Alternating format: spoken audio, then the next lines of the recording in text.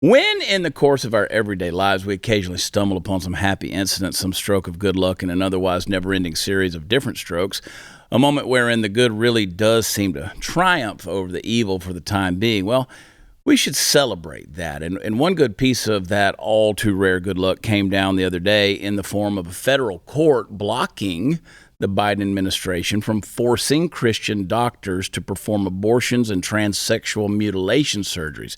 Now, it's weird to think that one would even need to utter a phrase like that, much less explicate or clarify on the granular level in which we thrive on this here program. If you'll recall, way back to a different era in time, there once was a president named Obama. And he and his administrative cadre set loose upon the nation the infamous Affordable Care Act, rendered in the parlance of our times as Obamacare. And in one of the more obscure and poorly lit cobweb-filled corners of this legislative behemoth sat a very innocent-looking little chunk known as Section 1557. And Section 1557 states that federally funded health care programs cannot discriminate against patients on the basis of sex. Now, I want us to all put our common sense helmets on and make sure you tie the bow tight underneath and give that propeller a good spin. I mean, what the hell do you imagine discrimination on the basis of sex to mean? Because I could tell you it's been used ever since to shoehorn in abortions and transgender surgeries, including on children.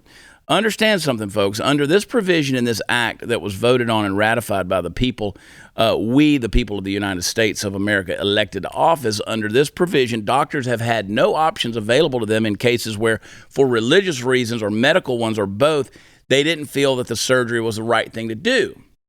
Unless we forget, given that we live in the land of make-believe and often shovel our critical thinking into the same lagoon where the livestock deposit their collective dumps, it's worth taking note that many doctors still see things like transgender surgery as a bad thing for you medically.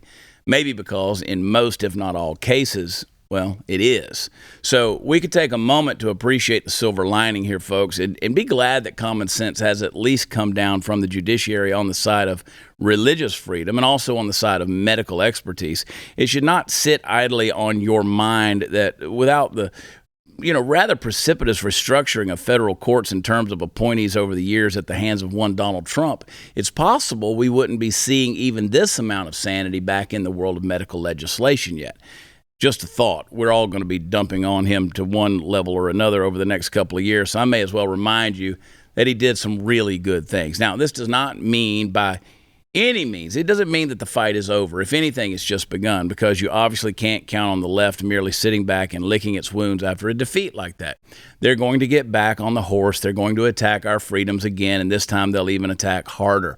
That's why it's important for us to be prepared for it. The battle of the heart and soul of our nation is constant, folks, so stay vigilant.